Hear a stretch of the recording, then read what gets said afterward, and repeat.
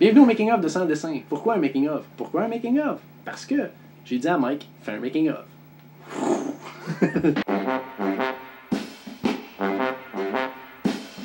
On faisait rien dans la vie, tu sais.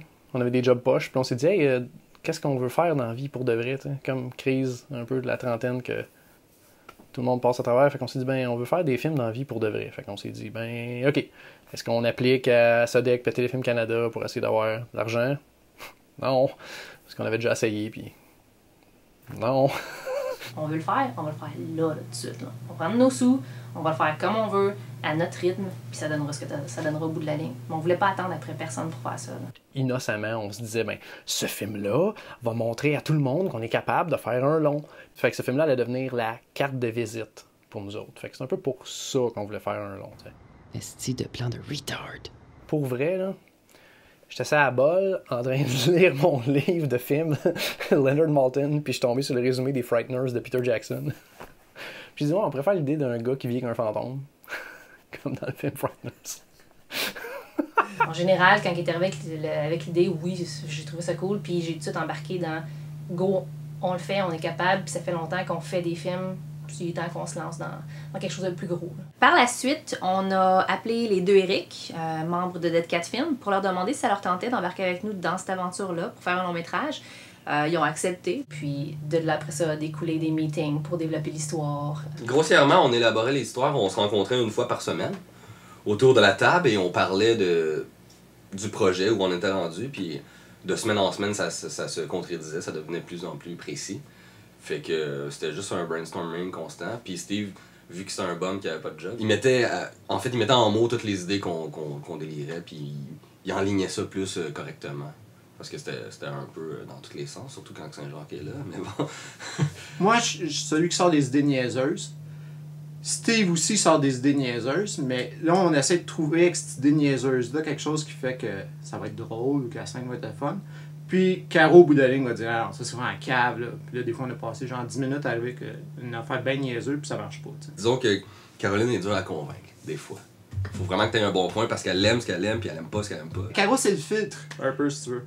Mais au bout de la ligne, on finit tout le temps par s'entendre sur un point, tu sais. Je pense qu'en premier, on s'est juste dit, on a-tu des anecdotes drôles? Parce que je pense qu'on savait que le film allait avoir une structure un peu à la ah, te souviens-tu la fois que, puis là, t'as un flash, puis une joke, tu sais.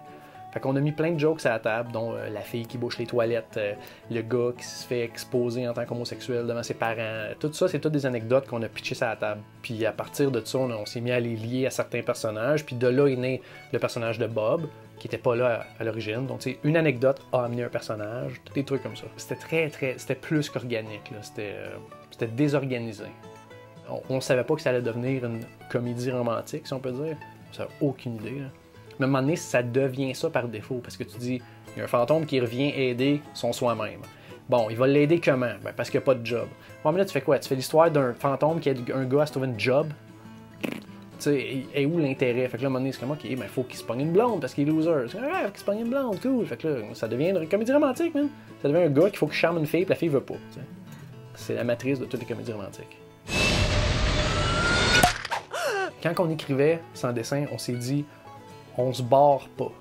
Autant pour les gags que pour le scope de la chose. On s'est pas barré pour la quantité de lieux différents, la quantité de comédiens qui ont des rôles parlants.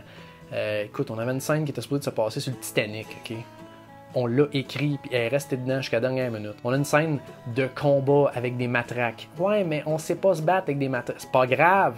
Pars pas gros comme ça, parce que tu vas finir petit comme ça, t'sais. Pars large, mets tout ce que tu veux dedans, puis après ça, tu sais, tu te choperas dans le gras, là. Mais ça, c'était vraiment dès le début, mets-en du gras.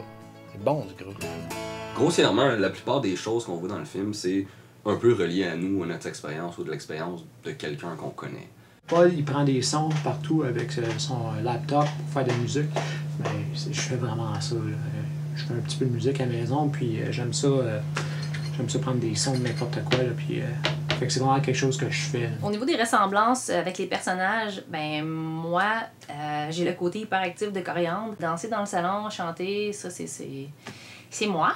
Et puis, quand Coriandre à la fin dit « Quand j'étais petite, il y a un gars qui m'a montré son pénis », ben ça m'est arrivé pour vrai. Vincent, Bob, apparemment, il était basé un peu sur moi. J'arrive pas trop à comprendre pourquoi, là, parce que je suis pas gay. Et puis, deuxièmement, ben c'est ça, là. Ah. Quand on avait quelque chose qui ressemblait à un scénario, là, genre 150 pages, là, ben on l'a fait lire à une couple d'amis. On a pogné les commentaires, on a fait des petits ajustements, puis à un moment donné, on s'est dit, ben, c'est un film, là. C'est assez, ça se tient, c'est le fun, c'est un film. Fait qu'on s'est dit, OK, let's go. C'est assez d'écriture, faut commencer à se préparer, à passer à l'autre étape. Let's get to the business!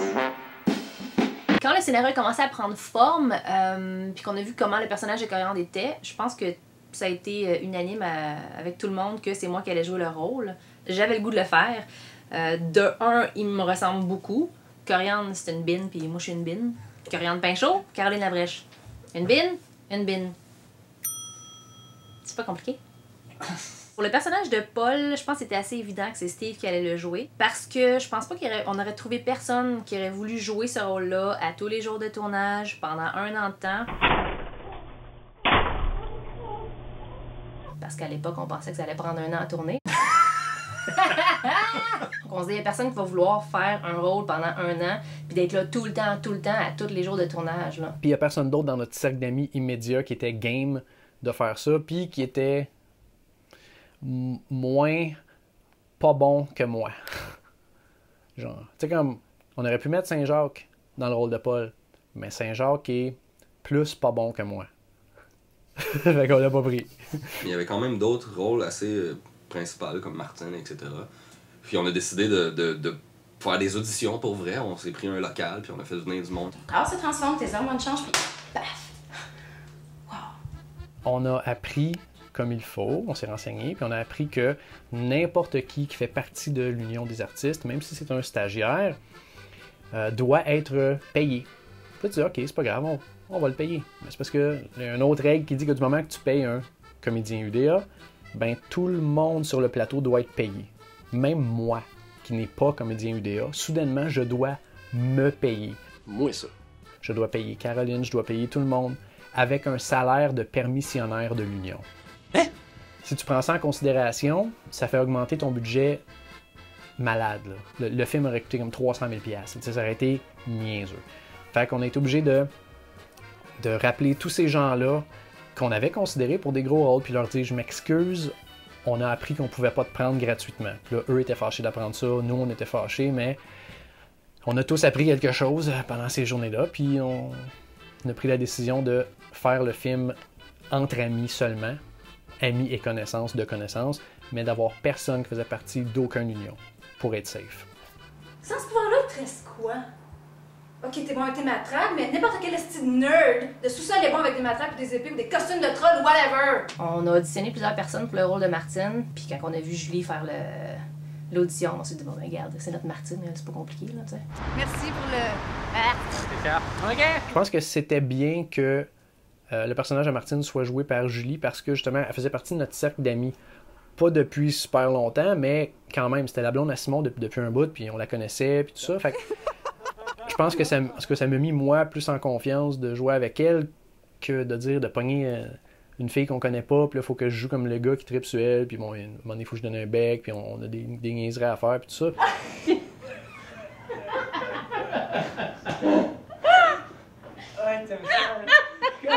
Je pense que c'est mieux que ça soit un ami. Il y a eu une zone de confort plus rapidement que si ça avait été quelqu'un qu'on connaît pas pantoute. J'ai juste une petite question pour toi. T'as-tu vu du Windex? On a, je pense, casté quand même une couple de personnes pour le le rôle de Bob. Puis, entre autres, moi, j'ai essayé. Puis, j'aurais aimé ça jouer dedans, mais... Man, je me pose sérieusement des questions sur ta santé mentale, là. C'est plus des jokes. Moi, je suis vraiment concerné là, par ta santé mentale, là. C'est pas des jokes. C'était dans le même paragraphe, genre. Okay. Dans ma tête, c'était sûr que je voulais le faire. Je savais pas si j'allais l'avoir, mais pour moi, c'est... Je pensais raisonnablement que j'allais avoir une bonne chance, fait que oui, ça... je voulais le faire. En ayant tant de rôles dans le film, à un moment donné, tout le monde est dedans, là. Puis là, t'es rendu presque à la moitié du tournage, puis là, faut que tu fasses une scène avec une trentaine de figurants, une trentaine de concierges, tu sais. Fait que là, tout le monde est là-dedans. Là. Mon père est là-dedans, mes demi-sœurs sont là-dedans, les amis des amis sont là-dedans, le monde que ça fait 10 ans, je les ai pas parlé, sont là-dedans. Fait que tu sais, oui, c'est dur. Puis tu te dis tout le temps, ah, moi j'en connais du monde, moi j'en ai des amis, puis il y en a des frères et des sœurs, mais la règle est simple, là. Prends le chiffre que tu penses que tu vas avoir, les gens qui t'ont dit oui, puis divise par 3. C'est tout le temps comme ça.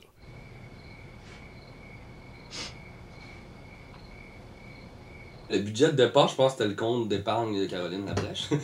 Il n'y en avait pas de budget, on s'est dit ça va coûter ce que ça coûtera, puis ça va être ça. C'est idiot, hein?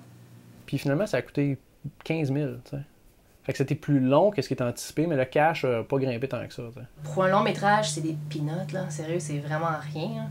Mais pour les poches d'une petite fille qui travaille dans une job qu'elle aime pas, c'est beaucoup de sous, là. Vu que c'était un film pas de budget, donc on savait qu'on n'allait pas pouvoir payer des techniciens ou on n'allait pas commencer à cruiser des techniciens d'ailleurs. On s'est dit, on va le faire nous-mêmes. Je veux dire, ça fait quand même 10 ans qu'on fait du court-métrage, donc on n'est pas si fou que ça, tu sais. Puis on est chanceux, on a un ami qu'on a connu à l'université, Simon Villeneuve, qui lui était un directeur photo en devenir. Aujourd'hui, il est hot. Là, je vais répondre à mon iPhone 4. Allô? Quand on a commencé, lui aussi était sur la piste, tu sais, montante, là. Puis lui, on lui a demandé si ça lui tentait d'embarquer, puis il dit oui, tu sais, c'est sûr, si j'ai un contrat payant, je peux pas t'aider cette fin de semaine-là. Correct, tu sais. Puis sinon, les autres gens qui nous ont aidés, ben les deux Eric de Dead Cat, qui se partageaient la tâche de Soundman ou de Grip ou de n'importe quoi. Tout ça, fait que c'était le cercle d'amis, puis on a été chanceux à trouver des gens un peu sur l'internet. Des fois, il y a des gens super motivés. Tu vas dire, hey, veux-tu venir passer une couple de fin de semaine à nous aider? Puis ouais, il y a du monde un peu vivant la révolution un peu. Là. Fait que ça, c'était le fun. La caméra qu'on utilisait, c'était gracieuseté Christian Bergeron. Christian a été assez gentil pour nous prêter la caméra tout au long du tournage et ce, gratuitement. Merci beaucoup. Et pendant un an, il a travaillé avec nous, donc il travaillait avec Simon en fait. Puis après un an, je pense qu'il a réalisé que c'était pas vraiment pour lui faire du cinéma, mais il nous a dit, regardez, je vous prête la caméra, finissez vos trucs. Donc il nous a prêté la caméra jusqu'à la fin du tournage, ce qui était très, très, très, très, très gentil de sa part. Là. Ben wow! Merci, merci. À un moment donné, on s'est rendu compte que à 300-400$ gros max pour une fin de semaine, tu avais ton équipement, puis ta bouffe, puis toutes tes affaires, puis tu tournais pendant 2 jours. Fait que, mettons 200$ par jour, c'était le budget à respecter. Facile ça.